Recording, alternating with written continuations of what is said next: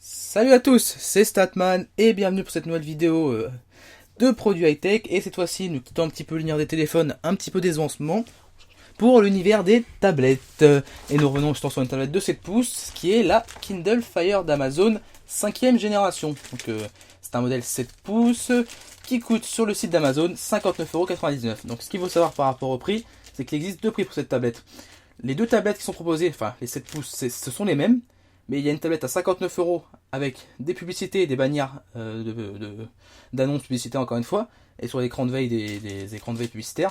Et pour 74 €, vous avez la même tablette mais sans ces pubs. Ce qu'il faut savoir, c'est que même si chaque fois vous avez pris une tablette avec des pubs, vous pouvez quand même changer, à dire entre deux d'avis, en payant la modique somme de 15 €. Donc voilà pour ce qui est déjà du début. On va la défaire de son petit sachet zip. Et nous voilà face au visuel de la tablette. Donc une tablette de 7 pouces. Comme vous pouvez le remarquer à ces boutons là, c'est de l'Android, mais de l'Android très modifié. C'est vraiment leur OS à eux. On en reparlera au moment du test. Comme vous pouvez voir, la batterie est à 100%, c'est cool. Donc voilà. Bon, pour tout ce qui est de l'avant, voilà, vous avez un visuel de la tablette. À gauche, le logo Fire, rien d'autre. À droite, le logo Fire, rien d'autre. Derrière, nous avons quelques spécifications que là, nous pouvons très bien lire. Une tablette de 7 pouces qui fait le Wi-Fi, le VLAN, 8 Go, quad-core, donc un quad-core 1,3 GHz. Pas d'infos là-dessus, mais je pense que c'est un MediaTek MT6582. Caméra avant, caméra arrière et port micro SD jusqu'à 128 Go, ce qui est un très bon point pour une tablette 8 Go qui coûte aussi peu cher. Alors le français, qu'est-ce que nous avons? Le choix du bon sens. Oh, une tablette philosophique. Écran de 7 pouces de 17,8 cm, processeur quadricœur, caméra avant et arrière, stockage extensible jusqu'à 128 Go. Applications et jeux incontournables. Wow. Quand on sait que l'Amazon Store n'est pas aussi rempli que Google Play Store, on en reparlera au moment du test. Et contrôle parental pour ceux qui veulent fier cette tablette à des petits mioches. Voilà. Donc qu'est-ce qu'il y a dans la boîte? Une tablette Fire 7, et heureusement, hein. Un chargeur Amazon de 5 watts, un câble d'alimentation, une batterie, heureusement, des offres spéciales personnalisées, des écrans de veille sponsorisés. Voilà, c'est ce qu'on vous expliquait tout à l'heure. Par rapport à tout l'aspect pub, machin bidule, blablabla, assemblé en Chine, heureusement. Et conçu par Amazon. Donc voilà, ça prête tout pour la boîte. Et comme vous pouvez voir, c'est vraiment un format atypique pour cette boîte. C'est pas une boîte rectangulaire comme on en a l'habitude, là, j'essaie de la mettre en caméra. C'est une boîte un petit peu triangulaire, un peu bizarre. On voit qu'elle en fait s'appelle pour être en rayon, donc je pense qu'elle doit être vendue dans les magasins comme la Fnac par exemple. Pour ne citer que, bon, la Fnac, je sais pas, Boulanger. Bon, je peux pas vous en citer d'autres, j'en ai pas d'autres en tête maintenant. Et donc maintenant, qu'est-ce que nous allons faire? Nous allons l'ouvrir cette boîte. Voilà, super. Alors par contre, un petit point quand même avant qu'on ouvre la boîte. Tout racasse dedans, donc c'est pas un super bon point. J'espère que le transporteur a été mignon avec la tablette. Donc on sort la tablette de dedans. Donc voilà, qu'est-ce qui nous sort? Voilà. C'est tout ce que nous avons. Ok, donc la boîte on la pose de côté. Qu'est-ce que nous avons avant de regarder la tablette? Nous avons un chargeur secteur atypique, sympathique, qui n'est absolument pas raciste. Il est noir et il est blanc lui, donc c'est magnifique. Avec une prise européenne directement, c'est parfait.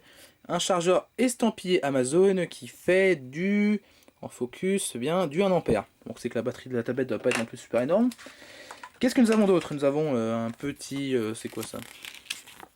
Un petit guide d'information. C'est pas un guide de démarrage, c'est un guide d'information. Nous avons un câble USB, micro USB qui a quand même sa petite épaisseur. Donc je pense que c'est un câble peut-être assez solide en tout cas au niveau du câble. Après l'embout, l'embout elle est rigide. Bon ben on verra à l'usage, hein. On en reparlera au moment du test. Et nous avons le plus intéressant, nous avons la tablette. La tablette qui, somme toute, on peut déjà le voir avant de la sortir de son petit film protecteur pour éviter que l'écran soit rayé. Une tablette qui est vraiment très sommaire au niveau du design. Sincèrement, on sent qu'on est sur des niveaux de prix vraiment assez bas. Là-dessus, il n'y a pas à tortiller, hein. Ah, je vois que j'ai une petite poussière sur ma caméra, je m'en excuse, hein. Vous me voyez dedans, coucou. Donc l'écran est réfléchissant. Est-ce qu'on a un protège-écran dessus? Non, pas de protège-écran, il me semble. Non, pas de protège-écran, bon c'est dommage. On va déjà en faire un premier tour. Donc l'arrière est en un plastique plutôt mat, un peu glissant, ça on verra ça à l'usage. Vous avez le marquage à la zone, une caméra qui doit être une caméra de 2 mégapixels à tous les coups. En haut nous avons un bouton power, un port micro USB, je pense que ça c'est un micro, bouton de volume plus moins qui est placé en haut, étrange, et le port pour la prise jack 3.5. Sur le côté vous avez port pour une carte micro SD allant jusqu'à 128 Go comme marqué sur la boîte.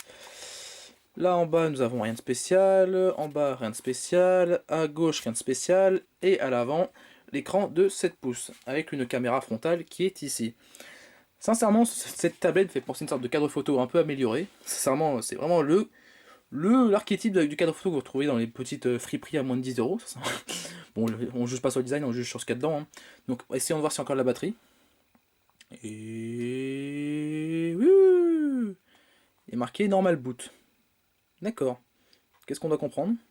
Bref, en tout cas, il est marqué Amazon. Fire, wow, il y a du feu. LOL. On attend le premier démarrage qui est assez long. Alors, comme vous pouvez voir, même si c'est déguisé, nous sommes sur Android. Et on voit un peu l'animation, c'était l'Android 5.0. Alors, tant que ça démarre. Vous me voyez dans la, ça s'appelle dans la tablette, c'est magnifique. Je vais quand même me pousser pour éviter le reflet. Donc, quelle langue on met? Le français, bien évidemment. Français canadien. Hein. La Livebox, on verra ça plus tard. Je t'ai dit. Configurer ultérieurement, j'avais pas vu. Oui, paramétrer ultérieurement. On verra ça pour acheter des livres, comme ils disent. Premier démarrage est plutôt lent et nous voici déjà sur l'écran de lancement. Et comme vous pouvez voir, c'est vraiment de l'Android bien changé. Là, je pense qu'on pourrait dire qu'on est sur Android 5.0 en tant qu'Android. Moi, je suis quasiment sûr, même de Android médiatéchisé, comme qui dirait. Ouais, Android 5.0 est là, bien spoté. Donc voilà, Android 5.0, on va voir même la version précise. Alors,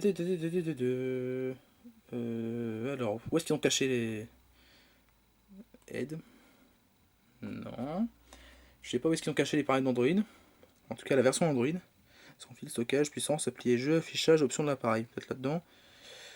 Numéro de modèle, mise à jour système. Est-ce que ça me dit le système? Donc on est sur FireOS 5.0.0. Donc je pense qu'on est sur Android 5.0 en même temps. Donc voilà pour un premier tour de la Kindle Fire 7 pouces. Qui est relativement fluide dans ses bureaux. Déjà, c'est une bonne nouvelle. Elle ne rame pas avant de commencer d'être utilisée. Donc le test, je vais le commencer dès maintenant, et la vidéo de test arrivera d'ici 2, 3, 4, 5, 6, 8 semaines. Hein. Ça dépendra du temps que ça avance. Hein. Il y a beaucoup de facteurs qui font en ce moment, donc je m'en excuse si les vidéos sont un petit peu en retard. Je fais ce que je peux. Allez, on va se laisser là-dessus. Merci d'avoir regardé ma petite vidéo, elle est sympathique. Et si t'as apprécié, petit pouce. Si t'as pas apprécié, petit pouce. Et surtout, n'hésitez pas à commenter pour me dire si la vidéo vous a plu, si vous a déplu, si vous voyez des choses à changer. Et on se revoit bientôt pour une future vidéo high-tech ou autre chose. Allez, salut!